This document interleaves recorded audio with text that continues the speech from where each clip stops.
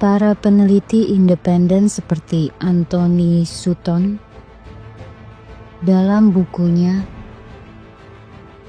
Wall Street and the Bolshevik Revolution 1974 mengungkap bahwa bankir seperti Jacob Schiff dari firma Kuhn, Loeb & Co. memberi dana hingga 20 juta dolar Amerika untuk mendukung faksi Bolshevik. Dan setelah revolusi menang, beberapa tambang Rusia jatuh ke investor asing. Tapi, pemimpin revolusi berpidato bahwa ini adalah kemenangan rakyat. Ini kemenangan kaum buruh. Tapi, sejarah menyimpan catatan lain. Sebuah revolusi besar yang mengubah wajah dunia bisa saja hanyalah bidak catur dari mereka yang jauh dari ideologi.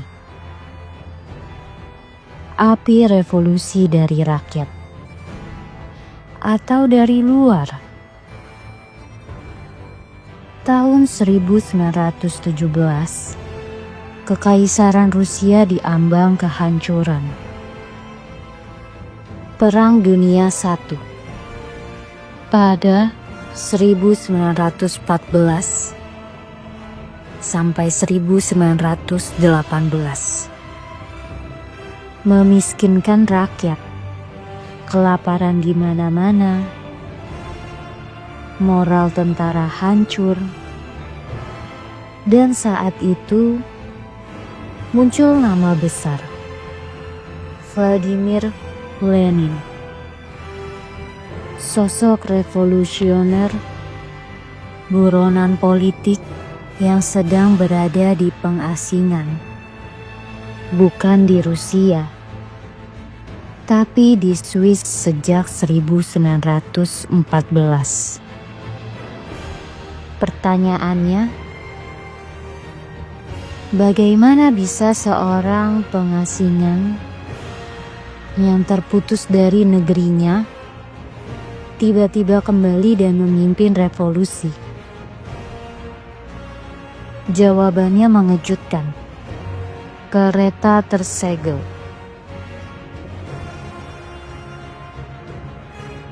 Leninnya komunis, duitnya dari Jerman. Pada April 1917, Lenin pulang ke Rusia dengan bantuan Jerman, musuh Rusia sendiri. Ia diberi Silent Train, kereta tersegel, dari Zurich, Swiss ke Petrograd, Rusia. Kenapa? Karena Jerman ingin Rusia keluar dari Perang Dunia I. Dan satu-satunya cara cepat bikin revolusi dari dalam. Lenin memang anti perang, dan Jerman tahu itu. Dokumen resmi arsip Jerman dipublikasikan 1950-an mengakui pendanaan operasi ini. Lenin tahu, tapi tetap naik kereta. Wall Street dan dana revolusi tahun 1917 sampai 1920. Peneliti seperti Anthony Sutton dalam bukunya Wall Street and the Bolshevik Revolution 1974 mengungkap bahwa bankir seperti Jacob Schiff dari firma Kuhn, Loeb & Co. memberi dana hingga 20 juta dolar Amerika untuk mendukung faksi Bolshevik. Schiff sendiri diketahui anti-Tsar dan pernah bantu Jepang saat Perang Rusia. Jepang 1904. Setelah Bolshevik menang, beberapa konsesi tambang dan minyak Rusia seperti Lena Goldfields dan minyak di Kaukasus jatuh ke tangan perusahaan asing dan investor barat. Mereka bukan komunis, mereka kapitalis. Tapi uang tidak peduli ideologi. Uang hanya peduli siapa yang menang. NEP. Kapitalisme masuk lewat pintu belakang. Setelah revolusi 1917, Lenin dan Bolshevik mencoba menerapkan komunisme total lewat sistem yang disebut war komunis, di mana negara menyita semua hasil panen petani. Tidak ada perdagangan bebas. Industri, tanah, dan distribusi dikuasai penuh negara. Akibatnya, kacau. Produksi pangan anjlok. Petani ogah kerja. Kelaparan besar meledak. Lalu muncullah perang saudara penuh. Lawan-lawan Bolshevik dari berbagai kelompok bersatu. Disebut pasukan putih.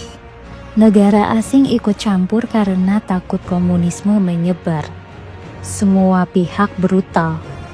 Red versus white versus kelompok etnis versus anarkis versus nasionalis. Hasil akhirnya, Red Army menang. Tapi negara luluh lantak. 1921, Lenin sadar negara bisa ambruk. Tahun 1921, ekonomi Rusia pasca perang sipil hancur. Maka lahirlah NEP, New Economic Policy, 1921, semacam mundur selangkah agar ekonomi bisa pulih. Ciri khas NEP, petani boleh menjual kelebihan hasil panen. Muncul pasar lagi. Usaha kecil dan menengah seperti toko, bengkel, boleh dijalankan swasta. Negara tetap kontrol industri besar, besi, kereta, tambang. Jadi, NEP itu apa? Sosialisme yang dikasih napas kapitalis kecil-kecilan. Lenin bilang ini cuma taktik sementara, bukan pengkhianatan ideologi. Tapi di lapangan, efeknya kayak restorasi kecil kapitalisme. Kelas menengah tumbuh lagi dan disebut NEPmen. Kesenjangan mulai muncul. Kaum Bolshevik garis keras mulai curiga bahwa ini adalah kapitalis kecil-kecilan yang dibungkus sosialisme karena terpaksa. Dan setelah Lenin wafat 21 Januari 1924, NEP berlangsung dari 1921 sampai 1928, sebelum akhirnya dihentikan Stalin. Kapitalisme kecil-kecilan di negeri yang katanya komunis. Stalin dan negara besi. Tahun 1924 sampai 1953. Setelah Lenin wafat 1924, Stalin mengambil alih kekuasaan. Di bawah Stalin, semua dinasionalisasi oposisi dibungkam, gulag dan kamp kerja paksa dibuka. Apakah ini sosialisme sejati? Atau hanya negara diktator dengan label baru?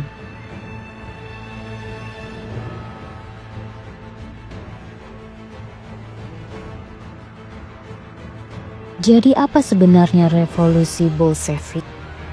Dari rakyat? Ya, tapi dimanfaatkan. Dari kaum kiri? Ya, tapi dikawal dana dari kanan. Sebuah gerakan? Ya, tapi juga proyek geopolitik. Revolusi bisa lahir dari idealisme. Tapi jika dibiayai oleh mereka yang tak percaya ide itu, maka ia akan mati sebagai boneka. Lenin mungkin percaya ia sedang membebaskan rakyat. Tapi ketika uang dari lawan mulai mengalir ke dalam revolusi, maka kebebasan itu sudah tidak murni lagi. Sejarah ditulis oleh para pemenang. Tapi jika pemenangnya dibayar, maka sejarah pun bisa dibeli.